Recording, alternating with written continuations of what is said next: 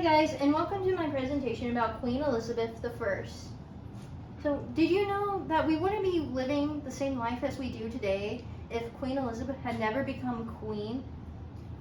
Imagine a world where England was still under the control of the Catholic Church in Rome.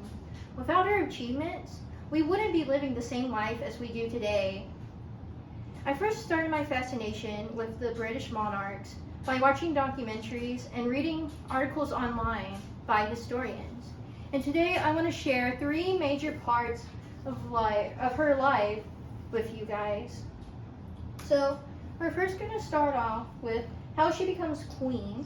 Then we're going to start off with how she restored Protestantism back to England. And then we're going to end it by how she died. So she had a younger brother named Edward VI. And according to the article Edward VI by Sierra Berry, written in 2018, found on the royal family website, Edward was about 9 years old when he becomes king and rules for about 6 years until he dies at the age of 15 from tuberculosis. And in the same article, it states that before he died, he named Lady Jane Grey as his successor to the throne because he thought that she would have sons eventually and those sons would become king because he didn't really believe in a female monarch. However, his sister Mary caught wind of this news and she was very upset with this. So she gathered up a whole bunch of her followers and marched them up to the castle and had Lady Jane Grey executed, meaning Queen Mary was the queen now. And in the 2022 article, Becoming Queen Elizabeth I from the Royal Museums Greenwich states that she returned England back to Rome, meaning she restored the Catholic Church in England. And in Mary I by Sierra Berry, written in 2018 on the royal family website, it states that her rule was very unpopular and no one liked her.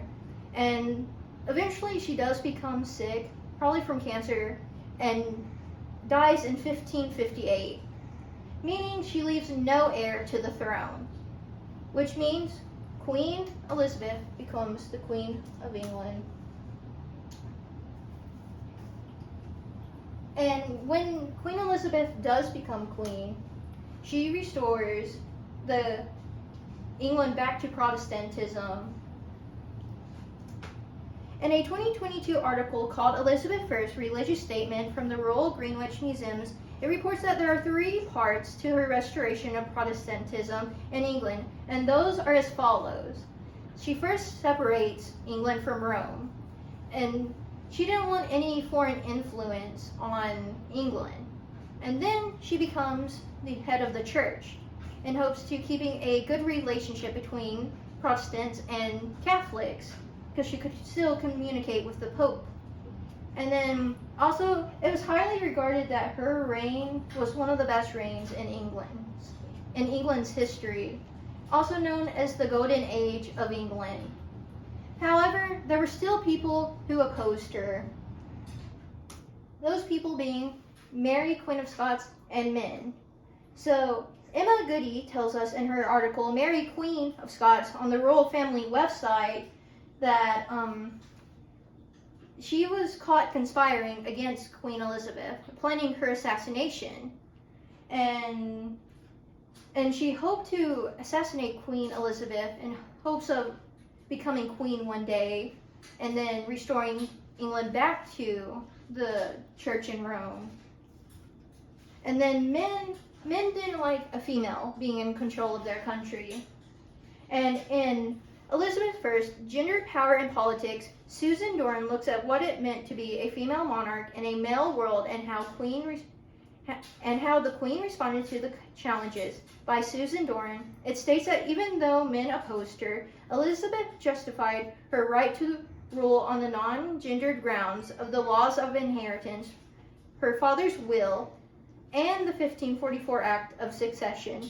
So she had to do a lot of work to keep her throne from men. And eventually, even though her rule was highly regarded, she does eventually die. And in 1603, she does die. So she ruled for about 45 years and then dies at the age of 69. And according to the 2022 article, Little Known or Unknown Facts Regarding Queen Elizabeth's First Death, there are three main theories about her death. And they are that she possibly died from blood poisoning from her makeup, because her makeup contained lead in it, and that lead soaked into her skin, causing lead poisoning. And that's really bad. And then it's also possible that she died from some type of disease like pneumonia, strep throat, or even cancer. And then it's also possible that she died from an infection. It was highly known that Queen Elizabeth kept on her coronation ring for the whole 45 years she reigned, like never taking it off when she went to bed or anything. So that skin around on her finger started to grow around that ring, causing an infection.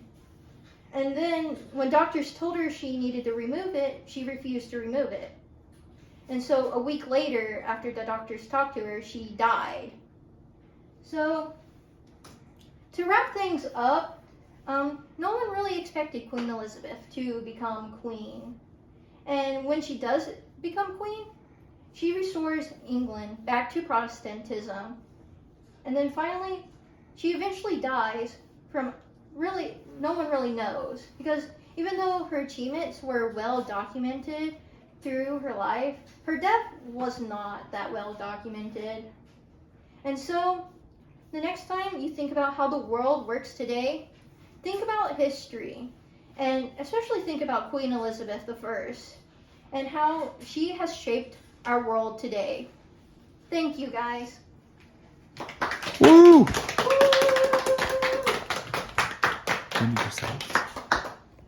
And also, these are some sources I use if you want to look up some more information. All right, thank you. Woo! Yeah.